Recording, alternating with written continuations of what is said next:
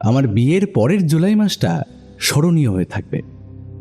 Sherlock হোমসের সান্নিধ্যে থেকে পরপর 3টে চাঞ্চল্যকর কেসে তার অপূর্ব বিশ্লেষণী তদন্ত পদ্ধতি পর্যবেক্ষণের সুযোগ পাওয়ার জন্যে। এর মধ্যে প্রথম কেসটির গুরুত্ব বেশি হলেও জনসমক্ষে প্রকাশ করার সময় এখনো হয়নি। তাই শুরু করছি কেসের চমকপ্রদ বিবরণ। বিবিধ চিত্তাকর্ষক ঘটনার দৌলতে মামলাটি বাস্তবিকই অভিনব।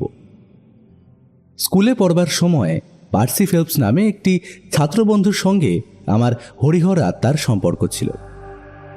বয়স সমান হলেও সে আমার চাইতে 2 ক্লাস এগিয়ে ছিল। পড়াশোনায় অত্যন্ত ভালো এবং মেধাবী, এক কথায় যাকে বলে হীরের টুকরো। তাই শেষ পরীক্ষায় বৃত্তি পেয়ে বছর বছর গাদা গাদা প্রাইজ পেয়েছে। লর্ড হোল্ডহার্স্ট ওর মামা ছিলেন। স্কুল থেকে বেরোনোর পর পার্সির সঙ্গে খুব একটা যোগাযোগ আমার ছিল না। তবে শুনেছিলাম নিজের মেধা, কর্মদক্ষতা আর মামার সুপারিশের জেরে বৈদেশিক দপ্তরে এখন সে কেউকেটা। এই পার্সি ফেলপসের কাছ থেকেই হঠাৎ একটা চিঠি পেলাম একদিন। প্রিয় ওয়াটসন, ব্যাঙাচি ফেলপসকে নিশ্চয়ই মনে আছে। তুমি ক্লাস 3-তে পড়তে, আমি ক্লাস 5-এ।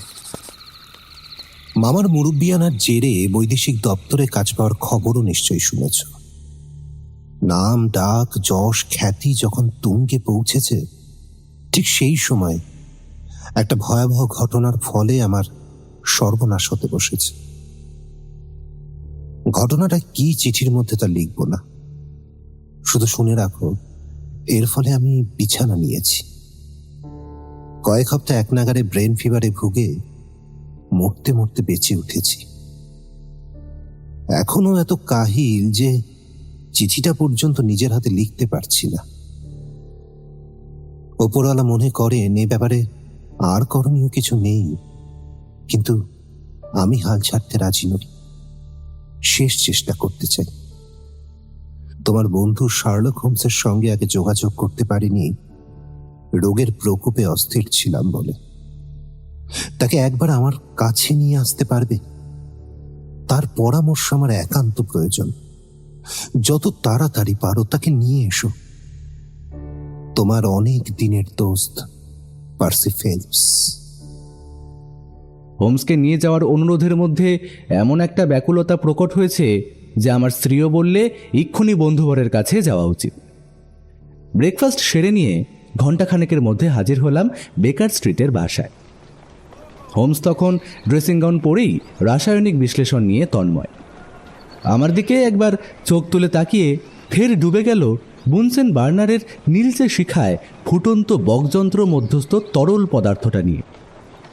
কয়েক ফোঁটা একটা কাঁচনলের মধ্যে তুলে নিয়ে বোতলে রেখে বানালো একটা সলিউশন। এক হাতে একটা লিটমাস কাগজ নিয়ে বলল, ভায়া, বড় অসময়ে এসেছো। কাগজটা নীল থাকলে শুভ, আর যদি লাল হয়ে যায় একজনের প্রাণ নিয়ে টানাটানি পড়বে। বলে লিটমাসটা ভেজালো সলিউশনে। সঙ্গে সঙ্গে টকটকে লাল হয়ে গেল কাগজটা। যা বাবা, যা ভেবেছিলাম শেষকালে তাই হলো। বলে ডেস্কে বসে খান কয়েক টেলিগ্রাম ফর্ম টেনে নিয়ে দ্রুত হাতে লিখে ছোকরা চাকরকে ডেকে পোস্ট অফিসে পাঠিয়ে দিল হোমস। তারপর আমার সামনের চেয়ারে শরীর এলিয়ে দিয়ে সে বসে পড়ে বলল, খুবই মামুলি মার্ডার কেস। এর চাইতে ভালো কেস তোমার মুখে শোনার আশা করেছিলাম। ভায়া, তুমি হলে গিয়ে অপরাধের ঝোড়ো পেট্রোল পক্ষী। ক্রাইম সংবাদ ল্যাজে বেঁধে উড়ে আসো। বলো কি করতে পারি। চিঠিটা এগিয়ে দিলাম। মন দিয়ে পড়ল হোমস। বলল, চিঠিটা লিখেছেন একজন মহিলা। মোটেই না, এটা পুরুষের হাতে লেখা। না, অত্যন্ত বিরল চরিত্রের এক মহিলা তোমার বন্ধুর হয়ে এই চিঠিটা লিখেছেন। সূত্রপাতে বিষয়টা খুবই চিত্তাকর্ষক। ওয়াটসন, কেসটা আমায় কৌতূহল জাগাচ্ছে। সো কাল বিলম্ব না করে তোমার কূটনীতিবিদ বন্ধু এবং তার শ্রুতি লেখিকার সুদর্শনে রওনা হতে চাই।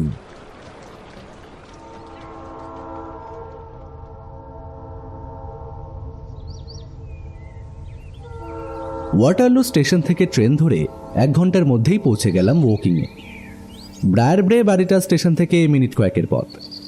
কার্ড পাঠানোর পর উষ্ণ অভ্যর্থনা জানালেন হৃষ্টপুষ্ট এক ভদ্রলোক। বয়স 30 ছাড়িয়েছে, 40-এর কাছাকাছি। আমোদে দুই চোখে আনন্দ নৃত্য করছে অষ্টপ্রহর। গোলগাল দুষ্টু ছেলের মতোই টুকটুকে লাল দুই গাল। হৈ হৈ করে আমাদের করমর্দন করলেন ভদ্রলোক। খুশি উপচে উঠল তার চোখে মুখে, তার কথাবার্তায়। আহ, বাঁচালেন আপনারা। সকাল থেকে পার্সি বেচারা হাপিত্তেজ করে বসে আছে আপনাদের জন্য। আপনাকে এই ফ্যামিলির কেউ বলে তো মনে হচ্ছে না। হোমসের প্রশ্ন। অবাক হয়ে চাইলেন ভদ্রলোক। পরক্ষণেই চোখ নামিয়ে নিচের দিকে চেয়ে অট্ট হেসে বললেন, দারুণ চমকে দিয়েছিলেন। বুদ্ধি বটে আপনাদের। লকেটে যে এই চক্ষর দেখেই ধরেছেন যে আমি ফেলস ফ্যামিলির মানুষ নই, কিন্তু কুটুম হতে চলেছি খুব শিগগিরই। আমার নাম জোসেফ হ্যারিসন। আমার বোন পার্সির হবু বউ। 2 মাস পার্সিকে ওই তো সেবা করছে। চলুন চলুন, ওর ঘরে যাওয়া যাক। ফুল দিয়ে সুন্দরভাবে সাজানো একটা ঘরে ঢুকলাম। খোলা জানলা দিয়ে বাগানের মিষ্টি হাওয়াও আসছে। জানলার ধারে পাশাপাশি বসে একজন যুবক আর একজন যুবতী। যুবকটা কঙ্কালসার, শীর্ণ এবং বিলক্ষণ উদ্বিগ্ন। আমাদের দেখেই উঠে দাঁড়ালো যুবতী মেয়েটি। পার্সি, আমি আসি। হ্যাঁ। হাত ধরে মেয়েটিকে টেনে বসালো পার্সি। খুব উচ্ছল কণ্ঠে বললে, ওয়াটসন, তোমাকে যে চেনা মুশকিল। গোফখানা যা বাগিয়েছ। ও, ইনি নিশ্চয়ই মিস্টার শার্লক হোমস। পরিচয় পর্ব সাঙ্গ হলে চেয়ার টেনে বসলাম। হৃষ্টপুষ্ট ভদ্রলোকটি ঘর ছেড়ে বেরিয়ে গেলেন। তার সহদরা পার্সির হাত ধরে বসে রইলেন। মেয়েটি শ্যামা, ঈষৎ স্থূলাঙ্গী এবং খর্বকায়া, কিন্তু কৃষ্ণ বেশ, চামড়ার লাবণ্য আর ইতালীয় চক্ষুপল্লবের দরুন নিঃসন্দেহে আকর্ষণীয়। পাশেই ঝরা পাতার মতো শুকনো লাগছে পার্সি ফেলপসকে। পার্সি বলল, মিস্টার হোমস, অযথা সময় নষ্ট না করে কাজের কথায় আসছে। ওয়াটসনের মুখে নিশ্চয়ই শুনেছেন যে মামার সুপারিশে বৈদেশিক দপ্তরে ভালো কাজ পাই। আমার মামা মানে লর্ড হোল্ডহার্টস, উনি পররাষ্ট্র মন্ত্রী হওয়ার পর বিশ্বাস করে অনেক গুরুত্বপূর্ণ কাজ আমার উপর ছেড়ে দিতেন। নিজেই সঠিক সিদ্ধান্ত নিয়ে প্রতিটি কাজ যথাযথভাবে সম্পন্ন করায় আমার উপর তার অবিচল আস্থা জন্মেছিল। ঠিক এই সময় আমার বিয়ের ঠিক মুখেই এমন একটা কাণ্ড ঘটে গেল যে আমার ভবিষ্যৎ এখন অন্ধকার। 2.5 মাস আগে 23শে মে মামা আমাকে ওর প্রাইভেট রুমে ডেকে দেরাজ থেকে ধূসর রঙের একটা পাকানো কাগজ বার করে বললেন, তোমাকে এবার একটা অত্যন্ত গুরুত্বপূর্ণ কাজের ভার দিতে চাই আমি। ইংল্যান্ড আর ইটালির মধ্যে যে গোপন চুক্তি স্বাক্ষর হয়েছে, এই হলো তার সন্ধিপত্র। খবরটা এতটাই গোপনীয় যে রাশিয়া বা ফ্রান্সের দূতাবাসের বিষয়বস্তু জানার জন্য মোটা টাকা ছাড়তেও রাজি আছে। আর এর মধ্যেই এ নিয়ে কানাঘুষোও আরম্ভ হয়ে গেছে। এইগুলো তাই খুব সাবধানে রাখবে। তোমার ঘরে দেরাজ আছে তো? আছে। নেহাত নকল করবার দরকার হয়েছে বলেই এগুলো দেরাজ থেকে বার করলাম, নইলে এগুলো বারই করতাম না। তুমি এর একটা কপি করবে, আর সেটা করবে নিজের হাতে। অফিস ছুটি হয়ে যাওয়ার পরেও থাকবে।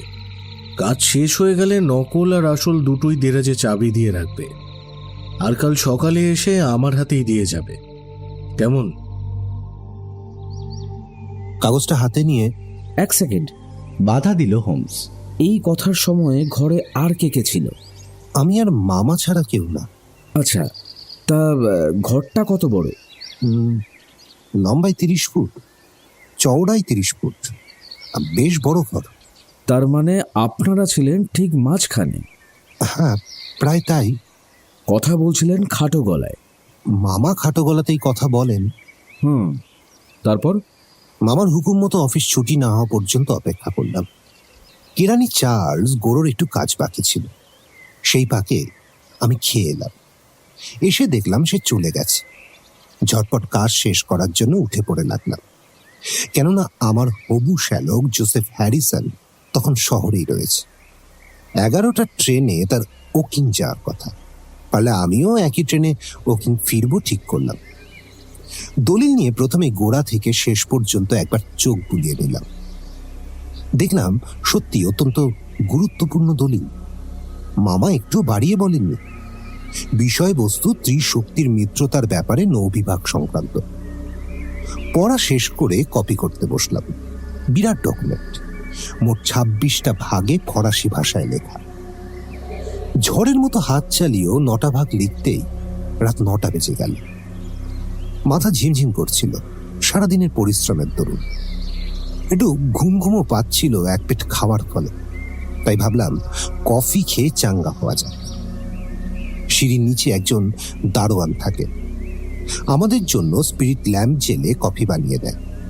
ঘন্টা বাজিয়ে ডাকলাম তাকে। ঘন্টার জবাবে ঘরে ঢুকলো অ্যাপ্রন পরা বিরাট চেহারার এক স্ত্রীলোক।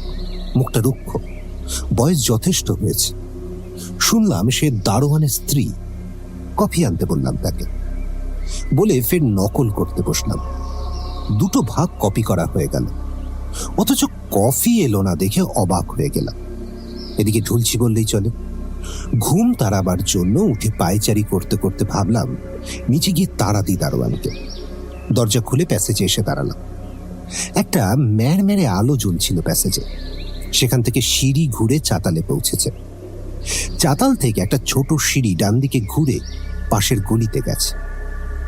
এই সিঁড়ি দিয়ে চাকর বাকর বা তাড়াতাড়ি থাকলে কেরানিরা যাতায়াত করে।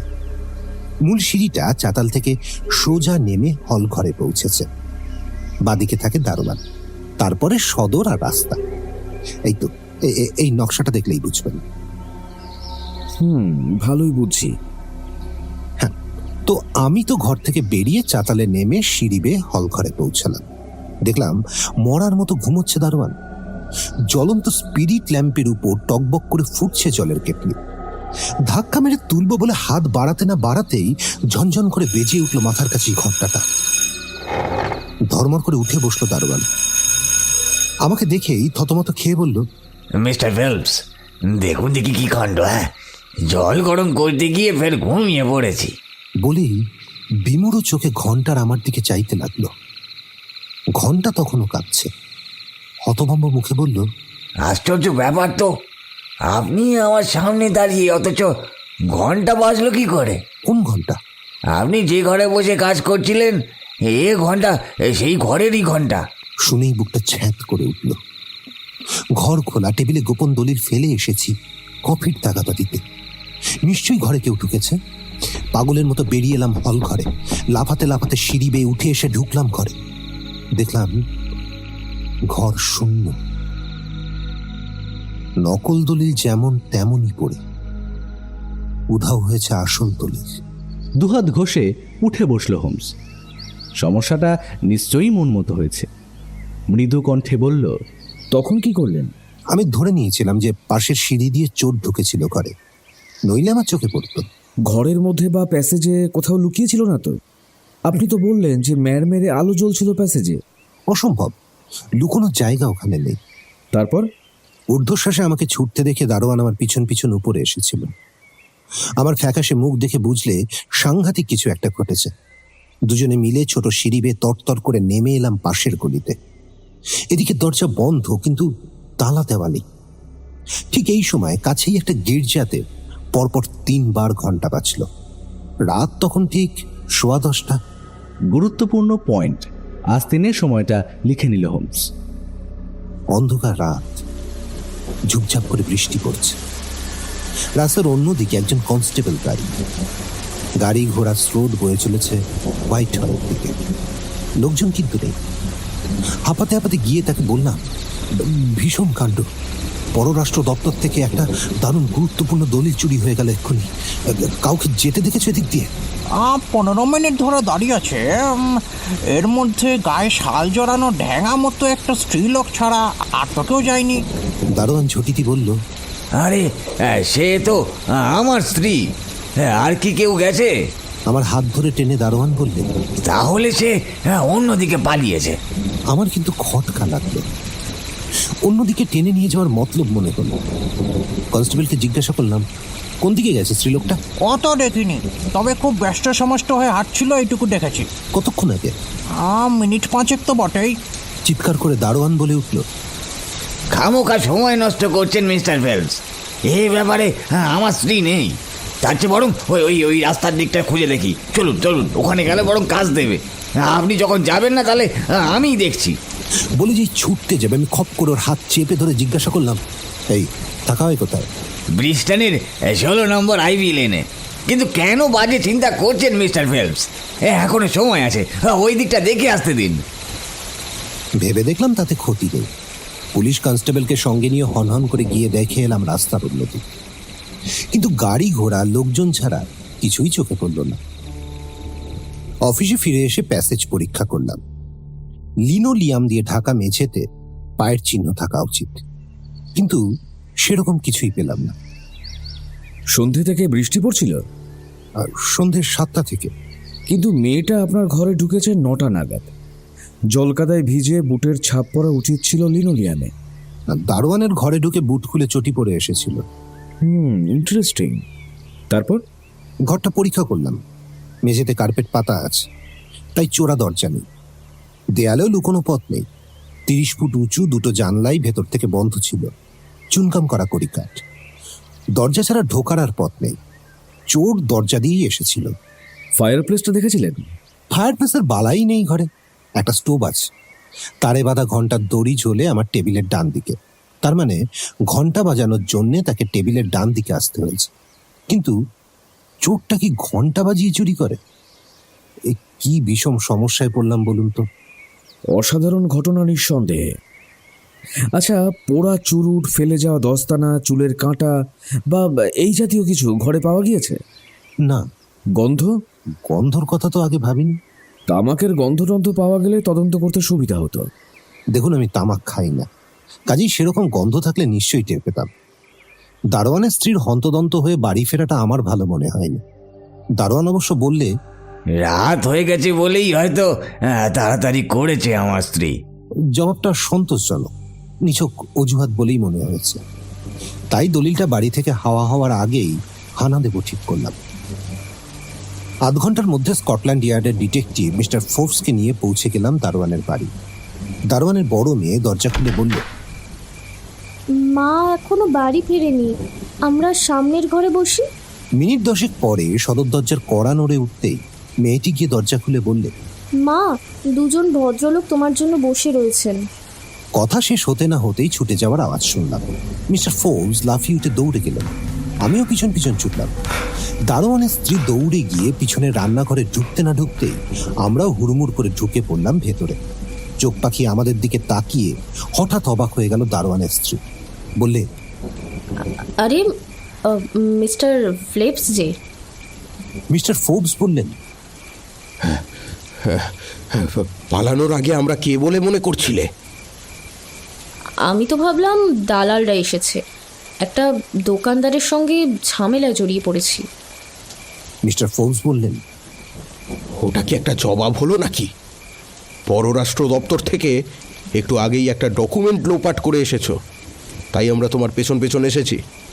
চলো স্কটল্যান্ড ইয়ার্ডে চলো, তোমাকে সার্চ করা হবে। রান্নাঘরটা পরীক্ষা করে কিন্তু কিচ্ছু পাওয়া গেল না। উনুনের মধ্যে দলিলটা যদি ছুঁড়ে ফেলে দিয়ে থাকে, এইভাবে উনুনটাই আগে দেখলাম, কিন্তু আতপোড়া কাগজ বা ছাই কিছুই চোখে পড়ল না। স্কটল্যান্ড ইয়ার্ডের মেয়ে পুলিশ দিয়ে দারোয়ানের স্ত্রীর দেহ তল্লাশ করে ডকুমেন্ট পাওয়া গেল না। তখনই বুঝলাম কি সর্বনাশ হতে চলেছে। আমার ভবিষ্যৎ তো ঝরঝরে হয়ে গেলই। মুখে চুনকালি পড়ল আমার মামার। চোখের সামনে ভেসে উঠল কিভাবে ক্যাবিনেট মন্ত্রীদের কাছে অপদস্থ হচ্ছেন আমার মামা, আমারই এই দায়িত্ব জ্ঞানহীনতার জন্য। মাথা ঘুরে গেল আমার। অস্পষ্টভাবে মনে পড়ে বহু লোক যেন আহা আহা করে সহানুভূতি জানাচ্ছিল আমাকে। ওরাই ধরে এনে ট্রেনে আমাকে তুলে দিয়েছিল। একই কামরায় ডক্টর ফেরিয়ার বাড়ি ফিরছিলেন। তিনি আমার ভার নিয়েছিলেন। স্টেশনে পৌঁছে আমি অজ্ঞান হয়ে গিয়েছিলাম।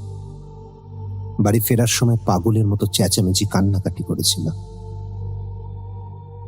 ডক্টর ফেরিয়ারই আমাকে বাড়ি পৌঁছে দেন। বেশ বোঝা গেল বেশ কিছুদিনের জন্য বিছানায় শুয়ে থাকতে হবে আমাকে। আমার অবস্থা থেকে জোসেফ তৎক্ষণাৎই খোলামেলা শোয়ার ঘর ছেড়ে অন্য ঘরে চলে যায় এবং ঝটপট বিছানা সাজিয়ে ফেলে। সেই থেকে এই ঘরে 9 সপ্তাহ শুয়ে আছি। দিন রাত সেবা করেছে মিস হ্যারিসন আর একজন নার্স। মাত্র 3 দিন হলো স্মৃতিশক্তি পুরোপুরি ফিরে এসেছে। মিস্টার ফোর্বসকে টেলিগ্রাম করে জানালাম, সব রকম ভাবে তদন্ত করেও দলিল উদ্ধার করা যায়নি। দলিল চুরি যাওয়ার দিন অফিস ছুটি হয়ে যাওয়ার পর গোরো বলে একজন অল্প বয়সী কেরানি বাড়তি কাজ করেছিল। আপনাকে বলেছি আগে, তার ফরাসি নাম এবং বিশেষ ওই দিনের বাড়তি কাজ করা। এই 2 কারণে পুলিশ তাকেও সন্দেহ করে, কিন্তু সুবিধা করে উঠতে পারিনি। তাছাড়া সে চলে যাবার পর আমি দলিল নকলে হাত দিয়েছিলাম। মিস্টার হোমস, এই অবস্থায় আপনি আমার শেষ ভরসা। দলিল উদ্ধার করতে আপনিও যদি ব্যর্থ হন, আমার মান সম্মান চাকরিও ইতি হয়ে গেল জানলেন। দীর্ঘ বক্তিমে শেষ করে এলিয়ে পড়ল পার্সি ফেলপস। গ্লাসে করে ওষুধ খাইয়ে দিলেন মিস হ্যারিসন, সম্ভবত চাঙ্গা করার জন্যে। চেয়ারে মাথা হেলিয়ে চোখ বুজে এমনভাবে বসে রইল হোমস যেন কোনো ব্যাপারেই তার কোনো আগ্রহ নেই। নতুন লোকের কাছে সেই রকম মনে হলেও এই লক্ষণ আমি চিনি। অন্তরের অন্দরে ডুব দিয়েছে শার্লক হোমস। ওয়েল, কয়েকটা প্রশ্ন করব। আপনার এই গুরুদায়িত্বের কথা কাউকে বলেছিলেন?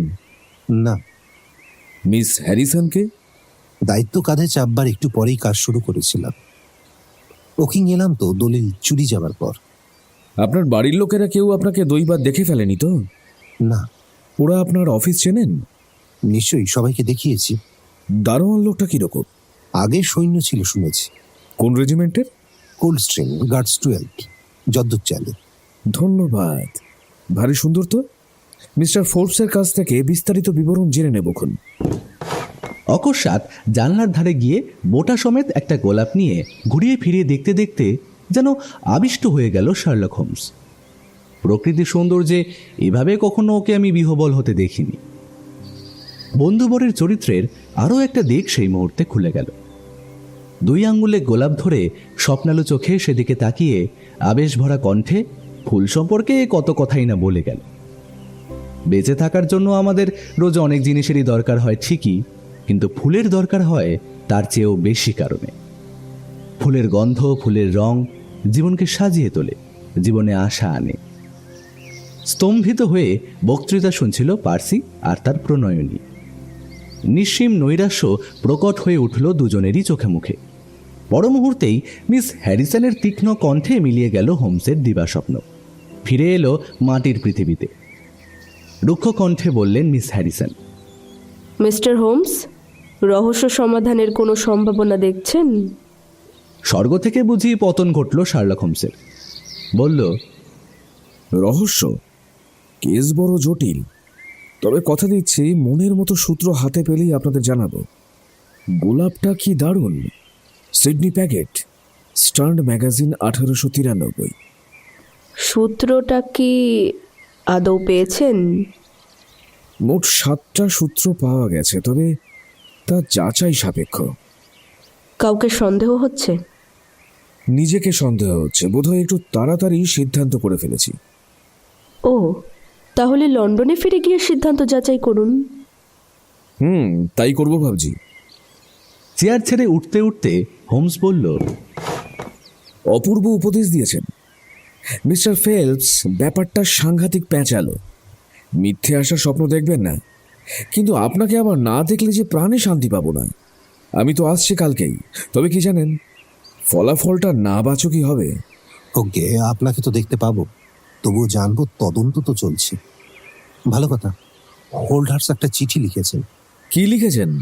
মোদ্দা কথা হলো, আমার সুস্থ না হয়ে ওঠা পর্যন্ত আমার চাকরি থাকবে কি যাবে তা নিয়ে সিদ্ধান্ত হবে না। মোলায়েমভাবেই ইঙ্গিত করেছেন, পাছে ফের ধাক্কা খাই অসুস্থ অবস্থায়। ভালোই করেছেন। চলো ওয়াটসন।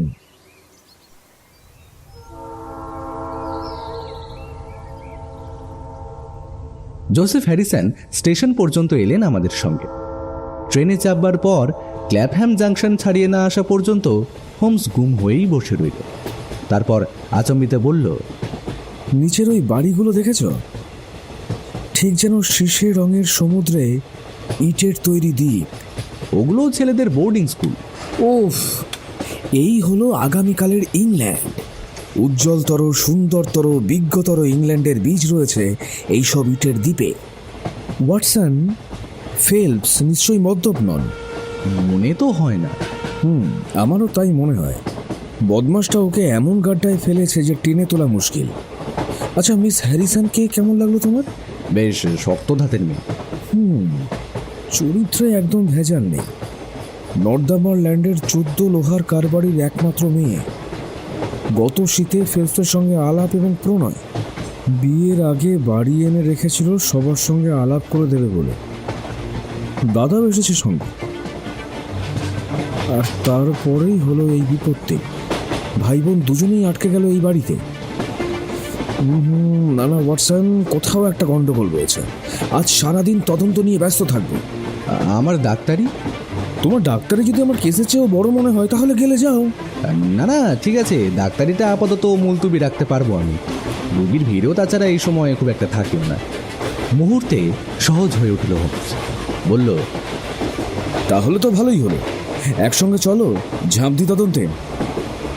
কি সূত্র পেয়েছো বলছিলে? পেয়েছে ঠিক, কিন্তু বাজিয়ে না দেখা পর্যন্ত বলতে চাই না। যে অপরাধের মোটিভ থাকে না, সেই অপরাধের অপরাধীকে পাকড়াও করা চারটিখানি কথা নয়। এখানে লাভটাই যদি উদ্দেশ্য হয়, তবে সে লাভ কার? ফরাসি রাজদূতে, যে তাদের দলটা বিক্রি করবে তার, নাকি লর্ড হোলহার্স্টের? কিন্তু লর্ড হোল্ডহার্স্টের কি লাভ? অনেক লাভ। কূটনৈতিক কারণে মূল্যবান একটা দলিল কায়দা করে লোপাট করে দিতে পারলে লাভ তো কম নয়।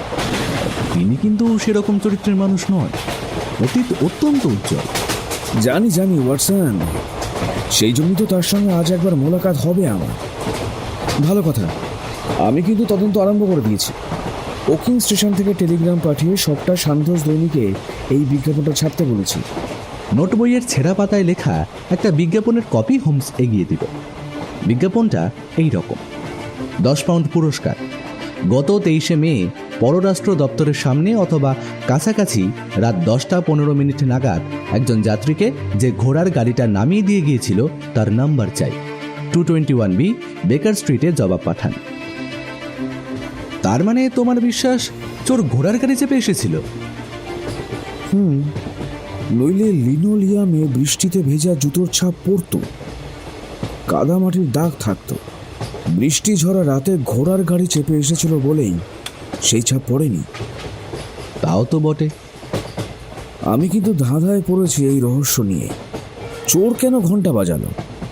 নাকি চুরিতে বাঁধা দেওয়ার জন্য কেউ বাজিয়েছিল? এমনও তো হতে পারে। বলে চুপ মেরে গেল বন্ধুবর। বুঝলাম নতুন সম্ভাবনা মাথায় উকি দিয়েছে। যাই হোক, লন্ডন পৌঁছে হোটেলে খানাপিনা করে সোজা গেলাম স্কটল্যান্ড ইয়ার্ডে। হোমস ডিটেকটিভ ফোর্বসকে আগেই খবর দিয়েছিল। খড়বকায় ধূর্ত চেহারার তীক্ষ্ণ প্রকৃতি কাঠখোট্টা মানুষটা হোমসকে দেখেই যেন তেলে বেগুনে জ্বলে উঠল। তিরিক্ষি গলায় বলল, দেখুন মশাই, আপনি লোকটা একেবারে সুবিধের নন, বুঝলেন? পুলিশের কাছ থেকে খবর টবর বার করে নিয়ে মামলা সমাধান করে পুলিশের গাড়ি বদনাম চাপান। ঠিক উল্টো বললেন। গত 53টা মামলার নাম কিনেছেন পুলিশ। মাত্র 4টে মামলায় লোকে জেনেছে এই অধর্মের কীর্তি। সব খবর রাখেন না আপনার বয়স আর অভিজ্ঞতা কম বলে, কিন্তু ঝগড়া না করে যদি হাত মেলান, আপনার কর্তব্যটা ভালোভাবেই করতে পারবেন বলে আশা করি। তৎক্ষণাৎ সুর পাল্টে ফোর্বস বলল, কিছুই তো বুঝছি না, দু একটা পয়েন্ট যদি একটু ধরিয়ে দেন তো সুবিধে হয়। কদ্দূর এগিয়েছেন আগে বলুন। আর এগোনো মশাই, কিছুই এগোয়নি। দারোয়ানকে নিয়ে পড়েছিলাম, কিন্তু তার চরিত্র ভালো। ওর বউটা মদ খায়, সন্দেহটা তাকেই। তা মেয়ে পুলিশ লাগিয়েছিলাম মদের ঘোরে পেট থেকে কথা বার করানোর জন্য। লাভ কিছু হয়নি। বাড়িতেও যে দালালরা হানা দিত, তাদের টাকাও মিটিয়ে দেওয়া হয়েছে। টাকাটা এলো কোত্থেকে? দারোয়ানের পেনশনের পাওনা টাকা থেকে। মিস্টার ফিলপস কফির জন্য ঘন্টা বাজালেন, কিন্তু ঘরে ঢুকলো দারোয়ানের স্ত্রী। কেন? স্বামী দেবতা নাকি বড্ড ক্লান্ত হয়ে পড়েছিল বলে বিরক্ত করতে চাইনি। চেয়ারে বসে দারোয়ানের ঘুমটাই অবশ্য তার প্রমাণ। স্বামী স্ত্রী কারুর বিরুদ্ধেই দেখছি কিছু পাওয়া যাচ্ছে না। স্ত্রীর সন্দেহজনক চরিত্রটা ছাড়া হন্তদন্ত হয়ে ওই রাতে বাড়ি ফেরার কারণটা জিজ্ঞেস করেছিলেন কি? পুলিশ কনস্টেবল পর্যন্ত লক্ষ্য করেছিল ওর তাড়াহুড়ো করে বাড়ি ফেরা। কেন? অন্য দিনের চেয়ে বেশি করে ফেলেছিল বলে।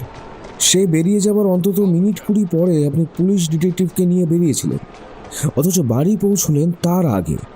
ব্যাপারটা বলেছিলেন তাকে? হ্যাঁ বলেছিলাম, তাও বললে যে এক ঘোড়ায় টানা এক্কা গাড়ি বাসের চাইতে আগেই তো পৌঁছবে। তা বাড়ি পৌঁছেই বাড়িতে লোক আছে শুনে রান্নাঘরে ভোঁ দৌড় দিল কেন? দালালদের পাওনা মেটানোর টাকা নাকি রান্নাঘরে ছিল। বাহ, সব প্রশ্নের জবাব দেখছি তৈরি। তা পাশের গলি চার্চ স্ট্রিটে বেরিয়ে কাউকে দেখেছিলেন কি? কনস্টেবল ছাড়া কাউকে নয়। এছাড়া আর কি করেছেন? কেরানি গেরোর পেছনে এই 9টা সপ্তাহ হাল্লাক করে ঘুরে লাভ হয়েছে কর্তা। ঘন্টা বাজার রহস্য উদ্ধার করেছেন? একদম না, কারণটা কিছুতেই মাথায় ঢুকছে না। ধন্যবাদ জানিয়ে বেরিয়ে গেল হোমস। সোজা গেল ডাউনিং স্ট্রিটে ইংল্যান্ডের আগামী প্রধানমন্ত্রী এবং বর্তমানে ক্যাবিনেট মন্ত্রী লর্ড হোল্ডহার্স্টের অফিসে। হোমস কার্ড পাঠালো। তৎক্ষণাৎ তলব এলো। ফায়ার প্লেসের দুধারে দুটো চেয়ারে বসলাম আমি আর হোমস। মাঝখানে অভিজাত চেহারা নিয়ে ভাবনা আঁকা মুখে দাঁড়িয়ে রইল বিখ্যাত পুরুষটি। কোকড়া চুলে পাক ধরেছে। দীর্ঘ আকৃতির প্রতিটি প্রত্যঙ্গে শান দেওয়া তীক্ষ্ণতা যেন ঠিকরে বেরুচ্ছে। বনে দিয়ে আনা যে তার রক্তে ধার করা নয়, তা এক নজরেই মালুম হয়। মৃদু হেসে বললেন, মিস্টার হোমস, আপনার সুনাম আমি শুনেছি। আপনার এখানে আসার একটা কারণ আমার অফিসেই ঘটেছে। কে কাজে লাগিয়েছে আপনাকে? Mister Percy Phelps. বেচারা ভাগ্নে, রক্তের সম্পর্ক আছে বলেই ওকে বাঁচানো যাবে না। আর যদি ডকুমেন্ট উদ্ধার হয় তাহলে ফলাফল শুভ হবে। দলিলটা নকল করার কথা কি এই ঘরেই বলেছিলেন? হ্যাঁ। বাইরে থেকে কেউ শুনেছিল কি? অসম্ভব। কাউকে জানিয়েছিলেন কি যে দলিল নকল করতে যাচ্ছেন? না। তাহলে কিন্তু ধরে নিতে হয় চোর কিছুই না জেনে হঠাৎ করে ঘরে ঢুকে দলিলটা দেখতে পেয়ে পকেটে করে নিয়ে গেছে। আমি এর জবাব দিতে অক্ষম। সন্ধিপত্রের বিষয়বস্তু ফাঁস হয়ে গেলে কি সত্যিই সাংঘাতিক প্রতিক্রিয়া দেখা দেবে? মুখটা কেমন যেন কালো হয়ে গেল লর্ড হোল্ডহার্স্টের। তা হবে বই কি। তা সেরকম প্রতিক্রিয়া দেখা হয়েছে কি? এখনো তো তেমন কিছু টের পাইনি। সন্ধিপত্র ফরাসি বা রুশ দূতাবাসে পৌঁছে গেলে টের পেতেন কি? পেতাম। 2.5 মাসে যখন পাননি তখন কি ধরে নিতে পারি না যে সন্ধিপত্র কোনো দূতাবাসে পৌঁছয়নি? চোর কি তাহলে দলিলটা বাঁধিয়ে টাঙিয়ে রাখবে বলে নিয়েছে? হ্যাঁ, বেশি দামের তালে আছে হয়তো। আর দেরি করলে 1 পয়সাও পাবে না। মাস কয়েকের মধ্যেই চুক্তির বিষয়বস্তু সবাইকেই জানানো হবে। হ্যাঁ, পয়েন্টটা গুরুত্বপূর্ণ। চোর হয়তো হঠাৎ অসুস্থ হয়ে পড়ায়। চোখটা একবার জ্বলে উঠল লর্ড মশাইয়ের। ব্রেন ফিভার নাকি? শান্ত কণ্ঠে হোমস বলল, সেরকম ইঙ্গিত আমি করিনি। যাকে অনেকটা সময় নষ্ট করলাম, এখন আসি। দরজা পর্যন্ত এগিয়ে লর্ড হোল্ডহার্স্ট বললেন, মিস্টার হোমস, চোর যেই হোক না কেন, আমি চাই তাকে আপনি পাকড়াও করুন। বাইরে এসে হোমস বলল, ভদ্রলোক খাঁসা লোক, হ্যাঁ, গরিব হলেও আত্মমর্যাদা সচেতন। বুটে নতুন শুকতলা লাগিয়েছেন, দেখেছি দেখি। যাক ভাইয়া, তোমাকে আর আটকে রাখবো না। কালকে একই ট্রেনে আবার ওকিং যেতে হবে, খেয়াল থাকে যেন।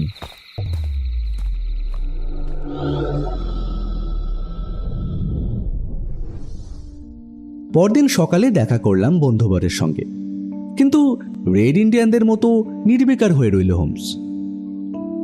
ইচ্ছে করলেই এরকম ভাবে মুখটা ভাবলেশহীনও করতে পারে। শুধু শুনলাম যে তিমিরে ছিল গতকাল আজও রয়েছে সেই তিমিরে।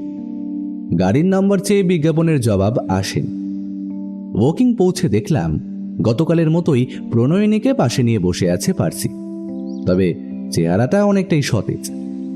আমাদের দেখেই অভ্যর্থনা জানালো সোল্লাসে। মিস্টার ফোর্স আর লর্ড হোলহার্স্টের সঙ্গে দেখা সাক্ষাৎ হয়ে গিয়েছে। ভেঙে পড়ার মতো কিছুই ঘটেনি এখনো। হোমসের মুখে এই খবর শুনে খুশি হলেন মিস হ্যারিসন। ফেলপস বলল, এর চাইতে জোরালো খবর আপনাকে দেবার জন্য বসে রয়েছে। উৎসুক হোমস।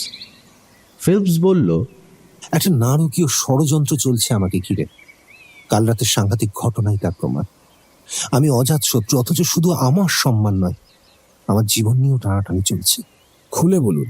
2.5 মাস পর এই প্রথম গতকাল রাতে একা শুয়েছিলাম ঘরে।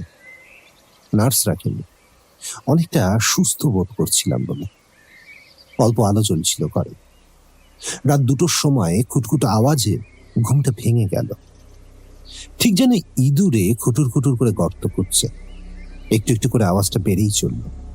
তারপর ধাতুতে ধাতুতে ঠোকাঠুকি চড়া আওয়াজ পেলাম।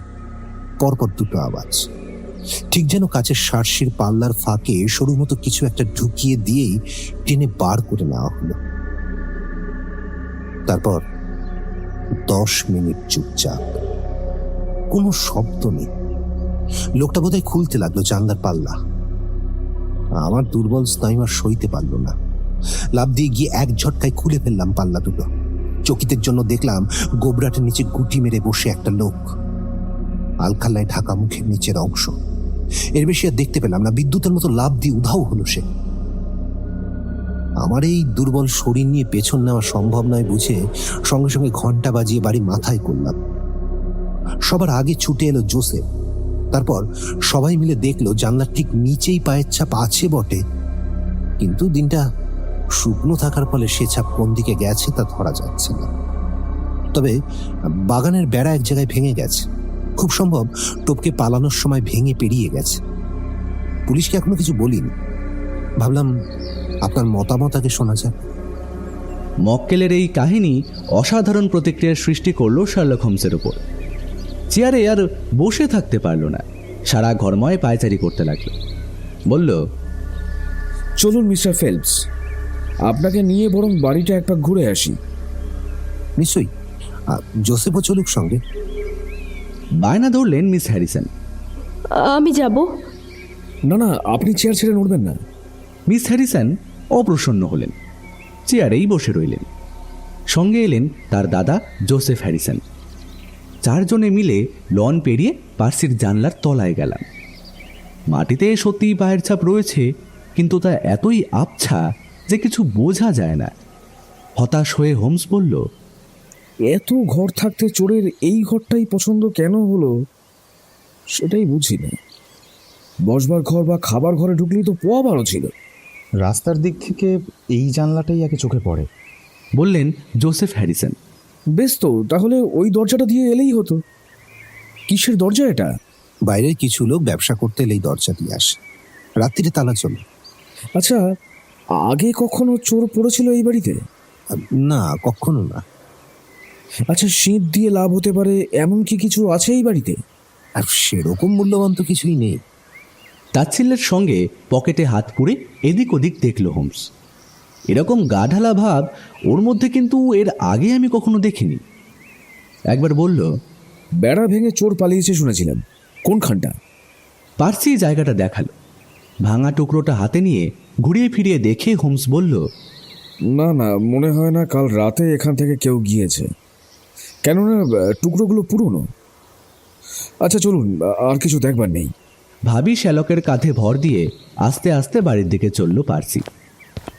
হোমস লম্বা লম্বা পা ফেলে অনেক আগেই পৌঁছে গেল। পেছনে আমি।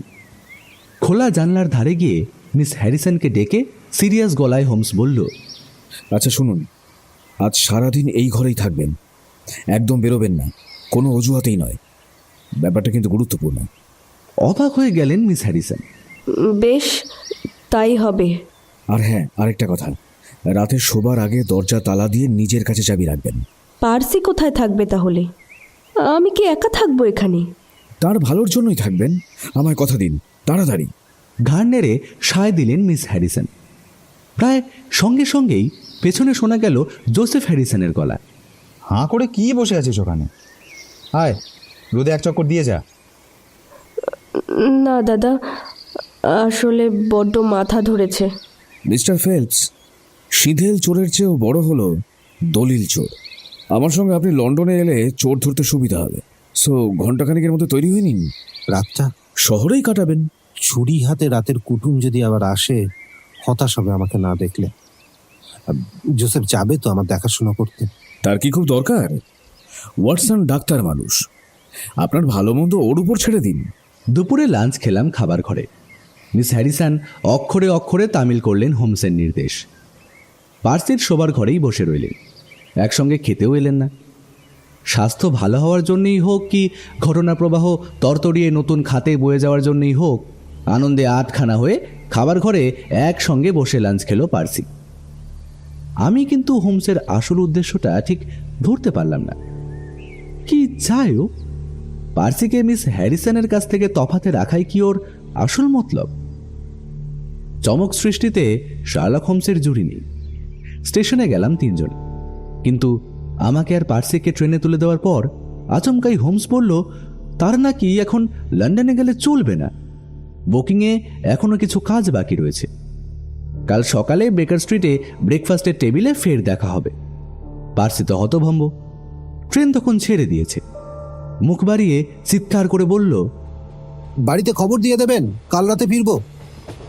প্রসন্ন কণ্ঠে হোমস পাল্টা চিৎকার জানিয়ে দিল যে বাড়িতে সে যাচ্ছে না। প্ল্যাটফর্ম ছেড়ে বেরিয়ে এলো ট্রেন। হোমসের অকস্মাৎ থেকে যাওয়া নিয়ে নানা রকম জল্পনা কল্পনা করলাম দুই বন্ধু। ফেলপস বলল, কাল রাতে চোরকে নিয়ে নিশ্চয়ই তদন্ত করতে চান মিস্টার হোমস। লোকটাকে মামুলি চোর বলতে আমি অন্তত রাজি নেই। তবে কি? রাজনৈতিক খুনে ঘোর চক্রান্ত চলছে আমাকে ঘিরে। চুরি হাতে এসেছিল আমাকে খুন করতে। আচ্ছা, চোর কখনো ছোড়া নিয়ে আসে? যে ঘরে চুরি করার মতো কিছু নেই সে ঘরে কেন আসতে চেয়েছিল বুঝতে পারছো না? সেটা যে ছুরি তা বুঝলে কি করে? শীতকাঠিও তো হতে পারে। না না না না না, স্পষ্ট দেখেছি চকচকে ফলাটা ঝকঝক করছে। তুমি যা বললে হোমস যদি তাই মনে করে থাকে, তাহলে ওর ওয়াকিংয়ে থেকে যাওয়ার কারণটা অন্তত বোঝা যায়। শীতেল চোরকে পাকড়াও করে ও হয়তো দলিল চুরির ফয়সালা করতে চায়। কিন্তু উনি তো বললেন বাড়িতে যাবেন। হোমসকে আমি হারিয়েছি, অকারণে কিছু করা ওর ধাতে নেই। ট্রেনে এই প্রসঙ্গে আর কোনো কথা হলো না। 7-5 কথায় ভুলিয়ে রাখলাম পার্সিকে।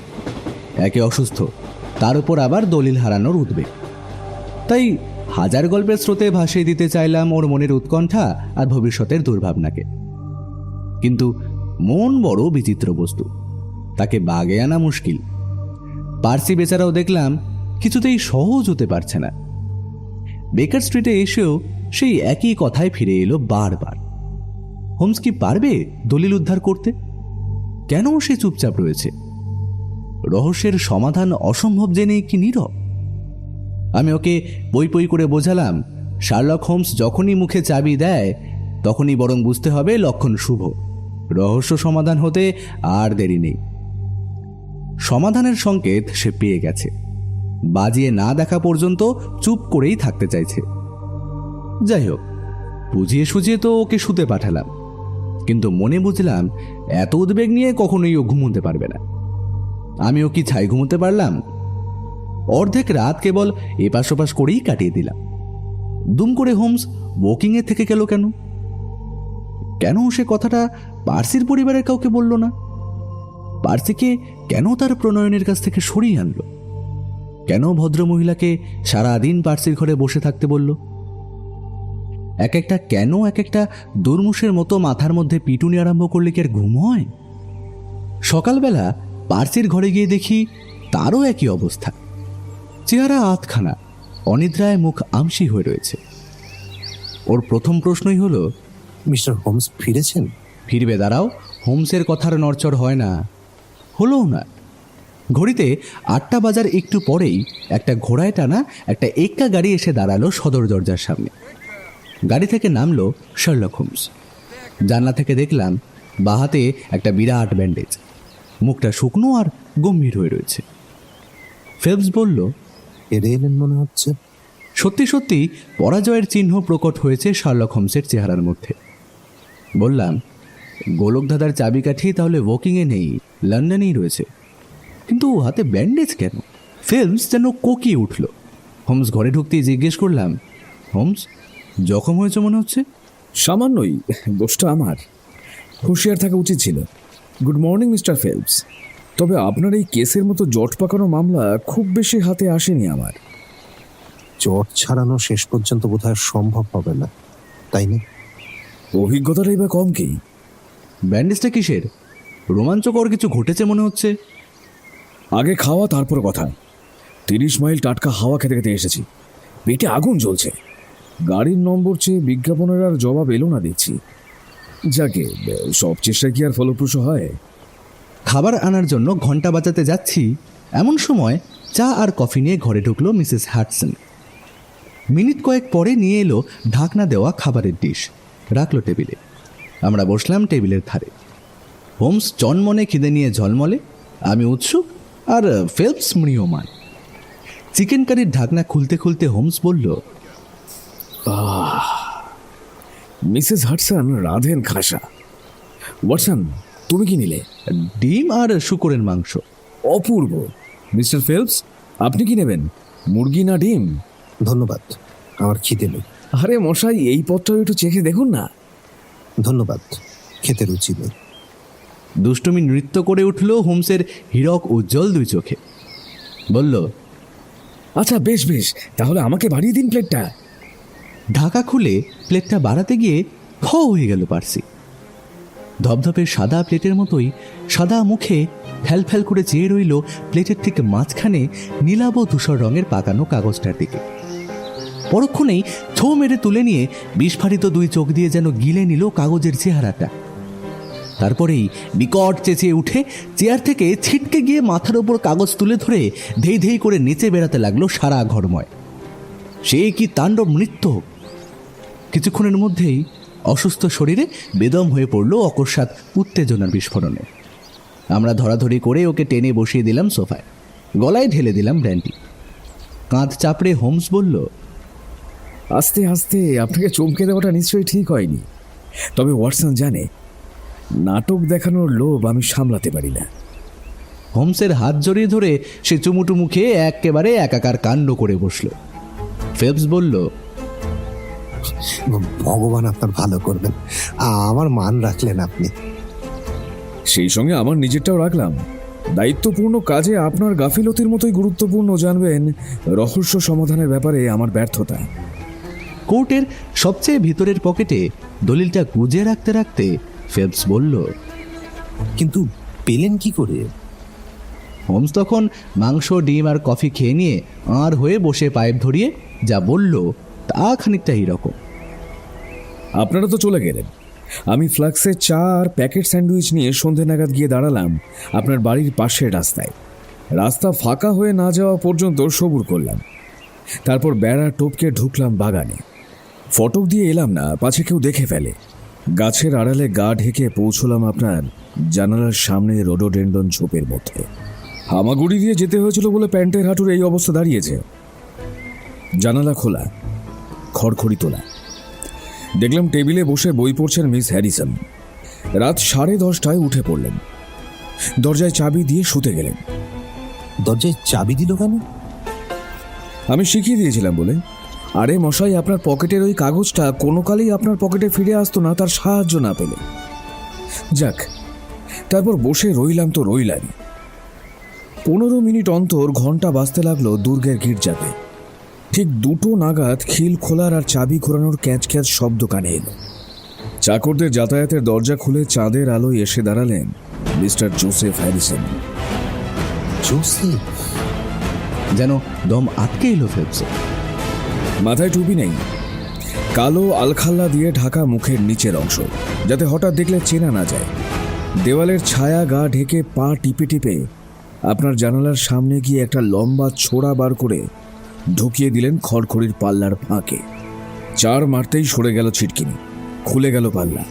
খোলা জানালা দিয়ে দেখলাম সামাধানে মোমবাতি জেলে দরজার কাছে কার্পেটের খানিকটা তুলে ফেললেন মিস্টার হ্যারিসন। পাইপ মিস্ত্রি গ্যাস পাইপারের জোর ঢাকার জন্য কাঠের ব্লক চাপা দেয়। ঠিক সেই সময় একটা চৌকোনা কাঠ তুললেন কার্পেটের তলা থেকে। নিচে রান্নাঘরে গ্যাস চালানো যায় যে টি জয়েন্টের মধ্যে দিয়ে কাঠের টুকরো দিয়ে ঢাকা ছিল সেই জয়েন্টটা। পাকানো কাগজটা খুপড়ি থেকে তুলে নিয়ে ফের কাঠ চাপা দিয়ে কার্পেট টেনে দিলেন মিস্টার হ্যারিসন। ফুঁ দিয়ে মোমবাতি নিভিয়ে জানালা গলে এসে পড়লেন আমার 2 বাহুর মধ্যে। আর স্বাগতম জানানোর জন্য ঠিক জায়গায় দাঁড়িয়েছিলাম আমি। কিন্তু জোসেফ লোকটা যে এতটা খারাপ হবে সেটা ভাবতে পারিনি। সাংঘাতিক বদমাস। ছোড়া নিয়ে ঝাঁপিয়ে পড়ল আমার উপর। দুবার আছড়ে ফেললাম ঘাসের উপর। আমার আঙ্গুলের গাঁট কেটে গেল ছোড়ার ঘায়ে। তারপর ঘুষি মেরে একটা চোখ প্রায় কানা করে দেওয়ার পর মক্কেল বুঝলো এ বড় শক্ত ঠাঁই। তাতেও কি হার মানে? একটা চোখে দেখলাম খুনির চেহারা। পারলে তখনই খুন করে দেয় আমাকে। যাই হোক, বেগতিক বুঝে দলিলটা আমার হাতে দিতেই আমি ছেড়ে দিলাম। অবশ্য আজ সকালে ফোর্বসকে টেলিগ্রামে সব জানিয়েছি। যদি তাড়াতাড়ি যেতে পারে পাবে জোসেফকে। নইব দেখবে পিঞ্জর শূন্য, পাখি ভাগলবা। তাতে অবশ্য সরকারের লাভ। আর এ নিয়ে একটা কেলেঙ্কারি হোক, আপনারা মামা ভাগ্নে নিশ্চয়ই সেটা চান না। আমরা বলছেন কি, 2.5 মাস যে দলিলের চিন্তায় শয্যাশায়ী, একই ঘরে তা পড়েছিল একদিন। হ্যাঁ, জোসেফ, শেষকালে জোসেফ চোর, বদমাস, শয়তান। চেহারা দেখে কি মানুষ ধরা যায়? জোসেফের বাইরে এক, ভিতরে আর এক। কালকে রাতেই শুনলাম জুয়ো খেলে দেনায় ঢুকতে বসেছে। তাই বোনের সর্বনাশ হবে জেনেও এক ঝকমারির মধ্যে নাক গলিয়েছে। স্বার্থ ছাড়া তার কাছে কিছুই বড় নয়। চেয়ারে এলিয়ে পড়ল ফেলপস। আমার মাথা ঘুরছে। সব গুলিয়ে দিলেন আপনি। হোমস তখন বিশ্লেষণী ভঙ্গিমায় বলল, কেসটার গোড়া থেকেই মূল সূত্রগুলো চাপা পড়ে যাচ্ছিল অবান্তর সূত্রের বাড়াবাড়িতে। আমি বাজে সূত্র বাদ দিলাম, কাজের সূত্রগুলোকে পরপর সাজালাম। জোসেফকে সন্দেহ করলাম প্রথম থেকে, কেননা তার সঙ্গেই আপনার একই ট্রেনে উকিং ফেরার কথা হয়েছিল। আর সেই রাতে খুবই স্বাভাবিক আপনাকে ডেকে নেওয়ার জন্য পররাষ্ট্র দপ্তরে সে গিয়েছিল। আপনার অফিস সে চেনে। বিনা নোটিশে তাকে ঘর ছেড়ে দিতে হয়েছে আপনার এই অবস্থার জন্য। আর তারপর যখন শুনলাম প্রথম যে রাতে নার্স রইল না ঘরে, সেই রাতেই চোর ঢুকতে চেয়েছিল সেই ঘরেই, তখনই বুঝলাম চোর মহাপ্রভু বাড়িরই কেউ হবে। কেননা সব খবর সেই রাখে। ইস, কি অন্ধ আমি। ব্যাপারটা কি হয়েছিল শুনুন। আপনি যখন দারোয়ানের কাছে কফির তাগাদা দিতে ঘরের বাইরে গেলেন, ঠিক সেই সময়ে পাশের গলি চার্লস স্ট্রিট দিয়ে অভ্যাস মতো আপনার অফিসে ঢুকেছিল জোসেফ হ্যারিসন আপনাকে নিয়ে স্টেশনে যাবে বলে। ঘরে ঢুকেই আপনাকে না দেখে ঘন্টা বাজিয়েছে। পর মুহূর্তে চোখ পড়েছে টেবিলের উপর মহামূল্যবান দলিলটার উপর। পাক্কা বদমাশ হলেও পলকের মধ্যে সে বুঝতে পেরেছে এই জিনিস হাতাতে পারলে লাভ বিস্তর। তাই নকল দলিলটা ফেলে আসলটা পকেটে নিয়ে তরতরিয়ে নেমে গিয়েছিল ছোট সিঁড়ি দিয়ে চার্লস স্ট্রিটে। দারোয়ান যখন অবাক হয়ে আপনাকে জিজ্ঞেস করছে কে ঘন্টা বাজালো, তার মধ্যেই ঘটে গিয়েছে এতগুলো ঘটনা। ট্রেনে উকিং ফিরে এলো জোসেফ। দলিল পরীক্ষা করে সে বুঝলো 2-1 দিনের মধ্যে কোনো দূতাবাসে পাচার করতে পারলে 2-1 পয়সা পকেটে আসবে। তাই লুকিয়ে রাখলো নিজের ঘরের কার্পেটের তলায়। কিন্তু ভাগ্য বিরূপ, রাত্রে উন্মত্ত অবস্থায় বাড়ি ফিরলেন আপনি। আর ওরই ঘরের শোবার ব্যবস্থা হলো আপনার। দলিলটা সেই থেকে সরানোর সময় সে পায়নি ঘরে অষ্টপ্রহর লোক থাকায়। আর নার্স না থাকায় প্রথম সুযোগেই এলো দলিল সরাতে। কিন্তু আপনি জেগে থাকায় সেটা হলো না। আর সে রাতে নিশ্চয়ই ঘুমের ওষুধ খাননি। না। জোসেফ কিন্তু ভেবেছিল আপনি খেয়েছেন এবং ঘুমোচ্ছেন। তাই ঠিক করলাম ওকে আরেকটা সুযোগ দিতে হবে। কিন্তু যাতে সন্দেহ না হয় তাই সারাদিন মিস হ্যারিসনকে দিয়ে পাহারা দেওয়ালা। দলিলটা যে ওই ঘরেই আছে আজ করেছিলাম, কিন্তু কোথায় আছে সেটা জানতাম না। সব লাটঘাট করার চেয়ে ওকে দিয়েই খুঁজে বার করতে চেয়েছিলেন। এবার আর কিছু জানার থাকলে বলুন। কিন্তু অত ঝামেলা করে জানলা খোলার চেষ্টা না করে দরজা দিয়ে এলেই তো হতো।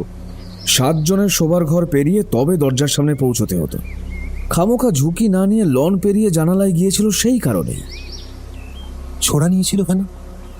মানুষ খুনের জন্য নিশ্চয়ই, জানলা খোলার জন্য, তাই না? উৎসুক কণ্ঠে শুধু হয়ে পারছি। কাঁধ ঝাঁকিয়ে হোমস বলল, হলেও হতে পারে। তবে জোসেফ হ্যারিসনের হৃদয় যে খুব একটা দরাজ নয় সেটা আমি হাড়ে হাড়ে বুঝেছি।